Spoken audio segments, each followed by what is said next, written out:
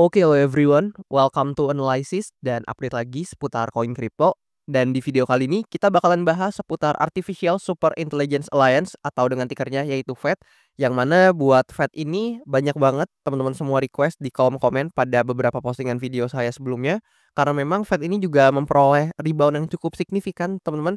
Dan mungkin banyak dari kalian yang penasaran nih sama koin big cap dari narasi AI satu ini. Tapi tentu sebelum saya bahas, disclaimer dulu bahwasannya video ini sama sekali nggak bermaksud buat mengajak teman-teman semua menjual ataupun membeli aset tertentu dan juga sama sekali nggak bermaksud buat mempromosikan aset tertentu. So always do your own research karena this is not financial advice.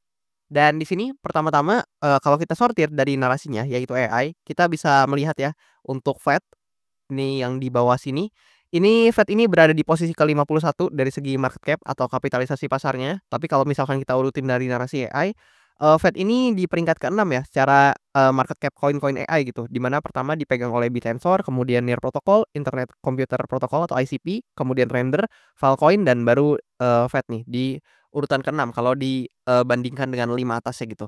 Dan di sini kalau kita coba lihat lebih lanjut buat Fed ini. Nah, di sini teman-teman bisa lihat ya bahwasannya per video ini saya record harga Fed di angka berapa gitu teman-teman. Dan di sini kalau kita coba cek ke price action ya. Nah, kalian bisa lihat ya memang dalam beberapa hari terakhir atau dalam beberapa waktu terakhir di sini Fed ini dapat rebound yang ya cukup oke lah teman-teman. Di mana di sini kalian bisa lihat nih. Dia dapat rebound dari bawahnya ke atas sini ya sekitar 90% dalam beberapa hari terakhir itu cukup signifikan ya. Dan di sini ada beberapa probability kayak biasa yang saya lihat dari Fed ini, tapi tentu sebelum itu saya ingetin bahwasannya ini cuman POV saya, sudut pandang saya doang dan pendapat saya doang, sangat mungkin salah. Maka dari itu teman-teman juga harus riset dan analisa mandiri gitu. Dan yang pertama, sebenarnya Fed ini cukup oke ya. Kita dapat bounce yang cukup oke dan memang kalau teman-teman lihat di sini ada quote on quote demand area di tengah-tengah yang mungkin nggak saya gambar di mana sebenarnya cukup terlihat jelas di mana kalau kalian lihat di sini nih. Nah, di bagian sini ini ada semacam ya quote on quote demand zone lah ya. Nah, kalau kalian lihat di sini kalau kalian peka ya di sini ada demand zone dan ya itu juga ternyata yang menyebabkan harganya berhasil testing. Ini kasaran aja dan kalau saya hapus lagi kira-kira kayak gini dan di demand area tersebut ternyata kita dapat reaction nih dari Fed ini dan setelah itu dia mulai nanjak. Tapi pertanyaannya apakah Fed ini langsung kembali bullish dengan adanya kenaikan ini? Ya jawabannya tentu saja belum, teman-teman. Kenapa belum? Ya gampang. Kalian compare aja nih penurunannya yang di sini sama kenaikannya yang di sini. Ya tentu kelihatan ya agak beda jauh, teman-teman. Di mana momentum penurunan di sini itu masih terasa cukup lebih kuat dibandingkan kenaikannya gitu yang di sini. Tapi dengan kenaikan ini at least kita dapat konfirmasi nih bahwasannya ada buyers yang tertarik buat akumulasi dari Fed ini. Dan I think dalam beberapa waktu ke depan ada potensi teman-teman buat Fed ini akan coba nih testing kembali ke supply areanya yang di sini atau ke resistance-nya yang di sini. Sekaligus mungkin aja dia bisa nih kalau misalkan memang eh mau testing ke area sini dia bisa juga sekaligus testing nih ke trend lainnya yang ada di sini. Lebih kurang seperti itu teman-teman. Dan kalau kalian lihat trend line yang ini, nah yang di bagian sini ini udah menahan harga Fed sejak cukup lama ya. Ini masih sangat di-respect dan ada potensi buat di-hit lagi oleh Fed ini. Dan di sini ada beberapa probability yang mungkin terjadi di mana kalau misalkan dia berhasil testing ke resistance-nya, maka kalau misalkan ternyata momentum penjualannya masih cukup kuat ya mungkin aja ini cuman akan jadi titik higher low-nya buat Fed dan kembali turun lagi gitu ke level-level harga yang lebih di bawah.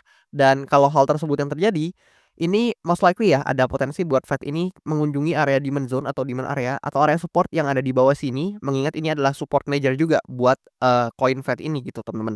Namun sebaliknya jika ternyata koin Fed ini berhasil breakout dari supply area ini, so konfirmasinya memang adalah area resistance yang di sini, maka ada potensi teman-teman buat dia melanjutkan kenaikannya, tapi itu pun belum bisa kita katakan bullish. Kenapa? Karena kalau kita lihat nih, nah ini kalau saya gambarin kasar aja, mungkin teman-teman juga harusnya pada lihat. Nah, kalaupun dia begini teman-teman, dia berhasil breakout seperti ini belum bisa semerta-merta kita bisa bilang dia bullish. Kenapa? Karena titik lower high kita yang sebelumnya kan di sini, teman-teman. Nah, kalian bisa lihat titiknya di sini kalau di time frame besarnya. Jadi most likely kita harus bisa lihat Fed ini berhasil breakout dulu nih dari supply area yang di sini sekaligus take over buat high-nya atau lower high-nya yang di sini, baru kita bisa mengatakan dia siap untuk ganti struktur market-nya gitu, lebih kurang. Namun selama kita belum lihat hal itu, I think, belum waktunya atau belum, tepat konfirmasinya untuk kita mengatakan bahwa Fed ini siap buat bullish kembali, lebih kurang seperti itu. Namun setidaknya di sini dalam jangka waktu pendek hingga menengah, I think ya kita, most likely atau kemungkinan besar bisa aja nih memang melihat Fed ini akan coba kembali untuk menguji atau testing di, supply area ini seperti yang tadi saya katakan. Karena I think kalau supply area ini yang langsung, misalkan teman-teman, eee, mengira Fed ini bisa langsung begini, I think kejauhan. Jadi mungkin kita bisa lihat nih konfirmasinya di supply area ini dulu, karena seperti yang tadi saya katakan, kalau ini berhasil breakout, I think, itu adalah indikasi yang sangat positif buat Fed ini, tapi ya kalau misalkan ternyata harus, kena rejection nih, ya teman-teman juga harus realistis ya, bahwasannya secara momentum memang ini so far, eee masih dipegang oleh seller gitu atau masih cukup bearish ya secara momentum keseluruhan, sekali lagi keseluruhan. Karena kalau memang dalam momentum jangka pendeknya ini masih cukup bullish nih buat Fed ini. Ditambah dengan memang hopefully nih yang bisa membantu adalah stochastic RSI-nya dengan, yang sedang climbing up seperti ini teman-teman. Di mana kalau, stochastic RSI ini terus climbing up atau nanjak, ya ada potensi price action-nya juga ikutan gitu. Dan hopefully memang bisa breakout dari supply area ini. Tapi ya kalau nggak bisa, teman-teman juga harus nih mempersiapkan skenario terburuknya yang mana ada potensi buat Fed, ya seperti yang tadi saya katakan bisa aja, kena rejection kemudian perlahan turun dan I think area yang realistis buat dikunjungi ketika memang penurunan Fed ini terjadi adalah di demand zone atau demand areanya yang ada di bawah sini. Mengingat memang udah, tertahan banyak banget pergerakan Fed ini di demand area ini yang kalian mungkin, kalau teman-teman tandain ya mungkin kalian bisa lihat beberapa ya. Nah kayak gitu kalian bisa lihat atau notice beberapa yang sempat tertahan di demand area ini, bahkan di sini juga sebelumnya sempat tertahan gitu kalau kita tarik lebih panjang. Dan ya lebih kurang seperti itu buat, price action dari Fed ini, tapi mungkin beberapa dari teman-teman ada juga yang berpandangan bahwasannya kemungkinan besar akan breakout karena memang di sini ada area imbalance ya kalau kita lihat. Nah, di bagian sini ada area imbalance yang belum di, fill. Nah, di sini kalau kita coba gambar lebih rapih teman-teman biar lebih jelas ya. Nah, kayak gini lebih rapih. Nah, teman-teman mungkin bisa lihat ada potensi memang di-fill, apakah ada potensinya? Ya ada, teman-teman, seperti yang tadi saya katakan.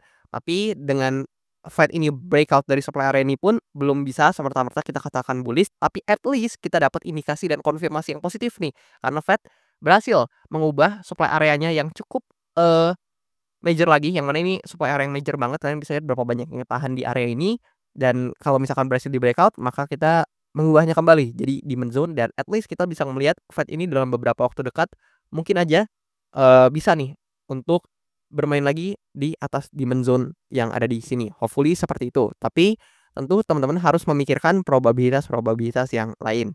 Dan oke, di sini kalau kita pindah ke data-data seputar Fed, di mana kalau kita coba lihat dari sini, nah maybe kita lihat dari CoinGlass dulu, di mana data dari CoinGlass menunjukkan memang ada penguatan volume dan open interest dari, koin AI satu ini. Namun ya kalau kita lihat ya, untuk koin dengan market cap yang cukup besar dan urutan ke-51 tadi dari segi market cap-nya, sebenarnya ini dalam 24 jam terakhir yang terlikuidasi itu nggak terlalu banyak ya, apabila mungkin dibandingkan sama koin-koin yang sedang hype juga.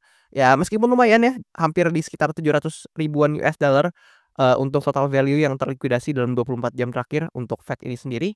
Dan kalau kita coba lihat di, mungkin bagian sini, nah ya teman-teman mungkin bisa lihat beberapa VC yang berinvestasi di Fed ini, ya mungkin ada di WF Labs, terus Outlier Ventures dan ya seperti itu. Dan kalau kita coba lihat buat, analytic-nya, ya so far ya, akhirnya di tahun 2025 ini Fed, dapat 1 bulan return-nya positif teman-teman, yaitu plus 51,5% karena sebelumnya minus semua.